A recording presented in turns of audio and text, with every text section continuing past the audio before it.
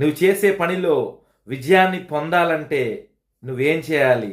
Bible ఏం చెప్తుందో చూసుకున్నట్లయితే, నువ్వు ఏ పని చేసినా కూడా ఆ పనిలో నువ్వు దేవునికి స్థానం ఇవ్వాలి. అంటే నువ్వు చేసే పని దేవుని ఆలోచన చొప్పున నువ్వు జరిగించాలి.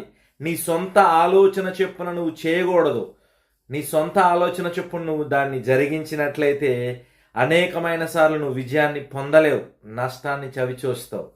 అదే విధముగా దేవుని ద్వారా నువ్వు దాన్ని నడిపించినట్లయితే, దేవుని దగ్గర ఆలోచన తీసుకొని నువ్వు ఆ పని జరిగించినట్లయితే నువ్వు తప్పకుండా విజయాన్ని సాధిస్తావు. ఎందుకంటే దేవుని ఆలోచన నీకు దొరుకుతుంది, దేవుని సహాయం నీకు దొరుకుతుంది, దేవుడు నిన్ను నడిపిస్తారు, దేవుడు నీకు ఆలోచన చెప్తారు.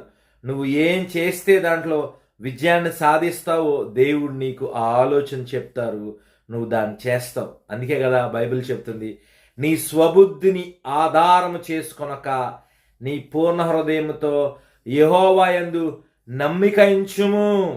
పూర్ణ హృదయంతో ఎవరి మీద నమ్మిక ఉంచాలంట? యేసుక్రీస్తు ప్రభువు మీద మనం నమ్మిక ఉంచాలి. యేసయ్య మీద నీ నమ్మిక ఉంచినట్లయితే ఆయన తప్పకుండా నిన్ను విజయ తీరాలకి తీసుకొని వెళ్తారాయన. ఘనమైన విజయాన్ని ఇస్తారాయన. ఈ లోకంలో నువ్వు పొందుకోలేవు అటువంటి విజయాన్ని, దేవుని ద్వారా పొందుకోగలుగుతావు. కాబట్టి సహోదరుడా, సహోదరి, దేవుడు నీతో మాట్లాడుతున్నారు. ఎందుకు అలా దీనంగా ఉంటావు?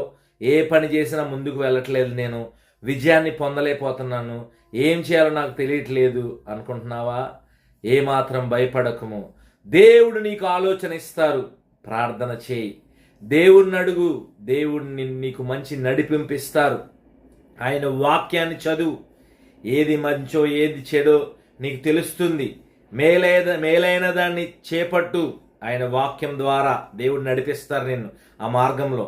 నువ్వు ఆ మార్గంలో వెళ్ళినప్పుడు తప్పకుండా నీకు విజయం నీ సొంతం అవుతుంది.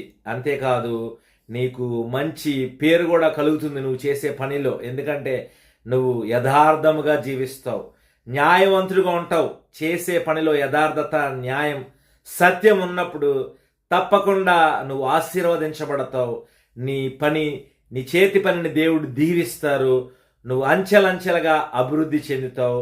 మొదట నీ స్థితి కొద్దిగా ఉండినను తుదకు నువ్వు మహాభివృద్ధి చెందుతావు. ఎందుకంటే నువ్వు దేవుని యందు భయభక్తులు కలిగి జీవించే వ్యక్తిగా ఉంటావు, యథార్థమైన వ్యక్తిగా ఉంటావు. యథార్థవంతుల్ని ఆయన వర్ధిల్ల చేయను, కాబట్టి నువ్వు వర్ధిల్లతావు. అనేక మంది నీ ద్వారా దీవించబడతారు, నీ కుటుంబం ఆశీర్వదించబడుతుంది, నీ బంధువులు ఆశీర్వదించబడతారు, నీ పట్టణం, నీ దేశం ఆశీర్వదించబడుతుంది. కాబట్టి ఇన్ని ఆశీర్వాదాలు నువ్వు పొందుకుంటావు ఎప్పుడు?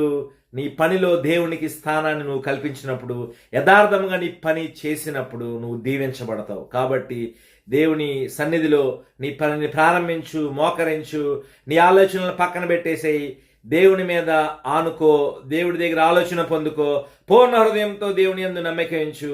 నీ పనిలో విజయాన్ని నువ్వు పొందుతావు. దేవునికి స్తోత్రం. దేవుని నామానికి మహిమ కలుగును గాక. దేవుడు మనందరిని దీవించి ఆశీర్వదించును గాక. ఆమేన్.